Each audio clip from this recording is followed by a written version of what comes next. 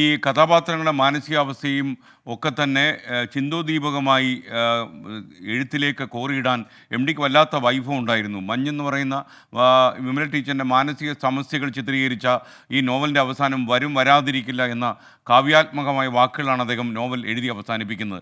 വിമല ടീച്ചറിൻ്റെ കഥാപാത്രവും അതുപോലെ തന്നെ വടക്കൻ വീരഗാഥയിലെ ചന്തുവിൻ്റെ മനസ്സും ഒക്കെ തന്നെ രേഖപ്പെടുത്തുമ്പോൾ അസാധാരണമായ ഒരു സൈക്കാട്രിസ്റ്റിൻ്റെ വൈഭവം അദ്ദേഹം കാണിച്ചിരുന്നു. ചില പ്രേക്ഷകരൊക്കെ ആവശ്യപ്പെടുന്നുണ്ട്, വ്യക്തിപരമായ ബന്ധം അങ്ങേക്ക് എങ്ങനെയാണ് എം ഡിയുമായിട്ടുണ്ടായിരുന്നത്?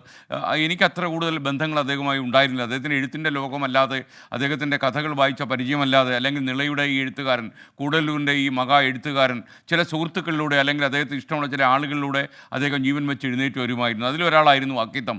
നിങ്ങൾക്കറിയുന്ന പോലെ ഗോപികൃഷ്ണനും ഒക്കെ വിജയകുമാറും ഒക്കെ പറഞ്ഞതുപോലെ ഈ കൂടല്ലൂരിൻ്റെ ഏറ്റവും വലിയ ഭാഗ്യമായിരുന്നു എം ഡി. കാരണം കൂടല്ലൂരിലെ ഒരു സ്കൂളിൽ തന്നെ 2 ജ്ഞാനപീഠ ജേതാക്കളുണ്ടായിരുന്നു. ഒന്ന് അക്കിത്തവും മറ്റൊന്ന് എം ഡി വാസുദേവൻ നായരും.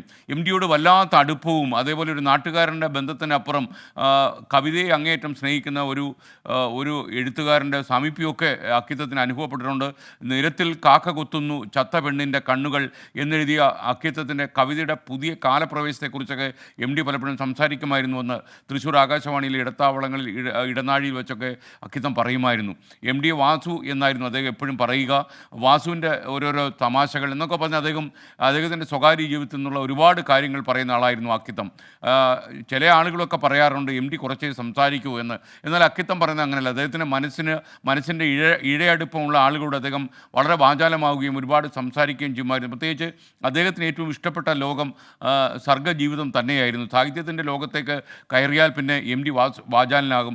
എം ഡിയുടെ ഏറ്റവും വലിയൊരു പ്രത്യേകത എന്ന് പറഞ്ഞാൽ ഇപ്പോൾ ഈ ആധുനികത മലയാളത്തിലേക്ക് കൊണ്ടുവന്ന കാക്കനാടൻ മുകുന്ദൻ, ഒ വി വിജയൻ തുടങ്ങിയ എഴുത്തുകാരുടെ അവരുടെയൊക്കെ തന്നെ ആധുനികമായ രചനകളെ അത് അർഹിക്കുന്ന മനസ്സോടെ കാണാനൊക്കെ എം ഡി മാതൃഭൂമിയിൽ പത്രാധിപരായിരിക്കും അദ്ദേഹം ശ്രമിച്ചിട്ടുണ്ട്. മാത്രമല്ല ഈ കെ പി അപ്പൻ സാറിനെ പോലെയുള്ള ഒരുപാട് ആളുകൾ പറയുന്നത് എം ഡി വായിക്കാനിരുന്നാൽ അത് പുതിയ കാലത്തിൻ്റെ കഥയാണോ പഴയ കാലത്തെ രചനയാണോ എന്നൊന്നും അദ്ദേഹം നോക്കാറില്ല. അദ്ദേഹത്തിൻ്റെ മുന്നിൽ സാഹിത്യം മാത്രമേ ഉള്ളൂ. അതായിരുന്നു അദ്ദേഹത്തിൻ്റെ ആദ്യം മുതൽ അവസാനം വരെയുള്ള സർഗ്ഗലാവണ്യം എന്നുകൂടി കെ പി അപ്പൻ പല സമയത്തും പറയുന്നതും ഞാൻ കേട്ടിട്ടുണ്ട്.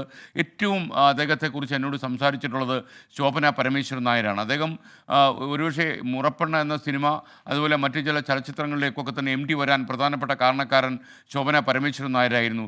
സിനിമ എന്ന മായിക ലോകത്തേക്ക് വരാൻ ഒരു താല്പര്യമില്ലായിരുന്ന എം ഡിയെ സിനിമയുടെ ലോകത്തേക്ക് വഴിപിടിച്ച് നടന്നതിൽ ശോഭന പരമേശ്വരൻ നായർ വല്ലാത്ത സമ്മർദ്ദം ചെലുത്തിയിരുന്നു എന്നാണ് ഞാൻ മനസ്സിലാക്കിയിരുന്നത്. സാഹിത്യ ലോകത്തെക്കുറിച്ചൊക്കെ വളരെ അവഗാഹമുണ്ടായിരുന്ന ശോഭന പരമേശ്വരൻ നായർ എന്ന ചലച്ചിത്ര നിർമ്മാതാവ് ഒരുപാട് കാലം ഇദ്ദേഹത്തിൻ്റെ കഥകൾക്ക് അടിമയായിരുന്നു എന്ന് പറയുന്നതും ഞാൻ കേട്ടിട്ടുണ്ട്. കാര്യം എം ഡിയുടെ കഥകളിലായിരുന്നു അദ്ദേഹത്തിൻ്റെ മനസ്സ് കിടന്നിരുന്നത്. അതുകൊണ്ട് തന്നെ എം ഡിയെ കൊണ്ടൊരു സിനിമ എഴുതിക്കുക അദ്ദേഹത്തിൻ്റെ ജീവിതത്തിലെ ഏറ്റവും വലിയ സ്വപ്നമായിരുന്നുവെന്ന് ചില യാത്രകളിലൊക്കെ തന്നെ ശോഭന പരമേശ്വരൻ നായർ എഴുതിയിട്ടുണ്ട്. പറഞ്ഞിട്ടുണ്ട്. ശോഭന പരമേശ്വരൻ നായർ ഇന്ന് നമ്മോടൊപ്പം ഇല്ല. പക്ഷേ അതേസമയം എം ഡിയെ പോലെ പരമൂണ്ണൻ എന്ന് ഓമനെ പേരിട്ട് വിളിക്കുന്ന അദ്ദേഹത്തിൻ്റെ സാന്നിധ്യം ഇവർക്കൊക്കെ തന്നെ വലിയ മാർഗ്ഗദീപമായിരുന്നു എന്ന് ഞാൻ മനസ്സിലാക്കിയിട്ടുണ്ട്. അതുപോലെ കെ കുഞ്ഞികൃഷ്ണൻ, അങ്ങനെ ഒരുപാട് ആളുകൾ എം ഡിയെക്കുറിച്ച് പറയുന്നത് നമ്മൾ കേട്ടിട്ടുണ്ട്. എം ഡിയുടെ എനിക്കുള്ള ഇഴയടുപ്പം എന്താണെന്ന് ചോദിച്ചാൽ അദ്ദേഹത്തിൻ്റെ സാഹിത്യം തന്നെയാണ്. മഞ്ഞു പോലെയുള്ള നോവലുകൾ വായിക്കുമ്പോൾ, അതല്ലെങ്കിൽ അസുരവിത്ത കാലം, ഇങ്ങനെയുള്ള നോവലുകളിലൂടെ നമ്മൾ കടന്നു പോകുമ്പോൾ നഷ്ടപ്പെട്ടു പോയൊരു തറവാടിൻ്റെ ദുഃഖം രേഖപ്പെടുന്ന ഒരു എഴുത്തുകാരൻ്റെ മേലങ്കി എം ഡി അണിയുമ്പോഴും ഒരു സാധാരണ മനസ്സിൻ്റെ നിർവ്യാജമായ അനാവരണം നമ്മൾ പലപ്പോഴും ഈ കഥകളിൽ കാണുന്നു എന്നുള്ളതാണ് എം ഡിയുടെ പ്രത്യേകത. എം ഡിയുടെ കഥകളുടെ അല്ലെങ്കിൽ എം ഡി സാഹിത്യത്തിൻ്റെ ഏറ്റവും വലിയ ഒരു ദിശാബോധം എന്ന് പറയുന്നത് എത്ര കാലം കഴിഞ്ഞാലും എം ഡിയുടെ കഥകൾ മാറി നിൽക്കുക തന്നെ ചെയ്യും. കാലഹരണപ്പെട്ടു പോകുന്ന സാഹിത്യത്തിൻ്റെ കൂട്ടത്തിലല്ല എം ഡിയുടെ രചനകൾ. ഈ ഫ്ലവേഴ്സ് ടെലിവിഷൻ സംപ്രേഷണം ആരംഭിക്കുന്ന സമയത്ത് ഞാൻ വെറുതെ ഒരു ദിവസം എം ഡിയെ ഫോൺ ചെയ്തു. എൻ്റെ ഒരു ആഗ്രഹമായിരുന്നു ഇതിന് എന്തെങ്കിലും അദ്ദേഹത്തിന് ഉപദേശങ്ങൾ ലഭിക്കാൻ വേണ്ടി അദ്ദേഹത്തെ പോലെ ഒരു വലിയ എഴുത്തുകാരൻ്റെ സാന്നിധ്യം വേണം എന്നത്.